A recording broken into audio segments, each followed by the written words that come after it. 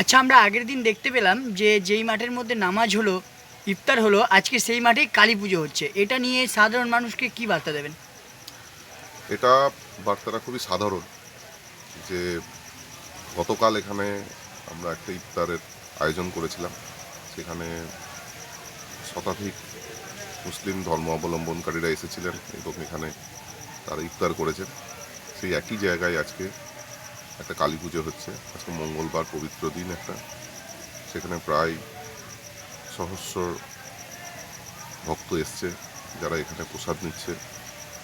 আমরা শুধু বলতে চাই যে ধর্ম সবারই নিজের নিজের, এবং ধর্ম পালন করার অধিকার প্রত্যেকের আছে, এবং আমাদের প্রত্যেকের উচিত তাদের অন্য ধর্মের যারা লোক আছে, যারা অন্য ধর্মের বিশ্বাসী, তাদের বিশ্বাসটাকে সম্মান করা।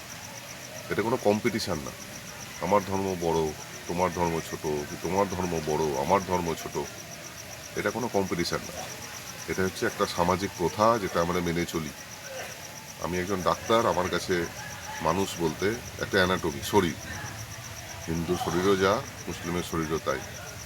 কিছু কিছু সুযোগ সন্ধানী লোক, কিছু কিছু রাজনৈতিক ব্যক্তিত্ব, যারা নিজেদের স্বার্থে এগুলো করার চেষ্টা করে। বেশিরভাগ লোকই দিন আনে দিন খায়, কি হিন্দু কি মুসলিম, তাদের নিজেদের সংসার, বাজার হাট, ইনকাম, এইসব চিন্তা করতে করতে দিন কেটে যায়। তাদের পক্ষে ধর্মীয় লড়ালড়ি করার মতন মানসিকতা থাকে না। কিন্তু তাদেরকেই খুঁচিয়ে উজ্জীবিত করার একটা বাজে প্রচেষ্টা সবসময় চলে আসছে। মুর্শিদাবাদ সম্পর্কে লোকের একটা ভুল ধারণা কোথাও থেকে একটা তৈরি হয়ে যাচ্ছে যেন দিনকে দিন।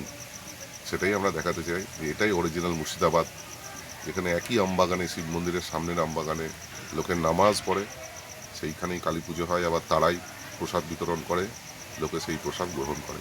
এই ছোট্ট একটা আমরা বার্তা দিতে চেষ্টা করেছি। ধন্যবাদ। আচ্ছা, আপনার নাম পরিচয়?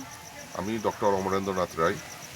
বর্তমানে আমি বহরমপুর, মানে আমাদের মুর্শিদাবাদ মেডিকেল কলেজের অর্থোপেডিক ডিপার্টমেন্টের অ্যাসোসিয়েট প্রফেসর, আর আমার আদি বাড়ি লালগোলা।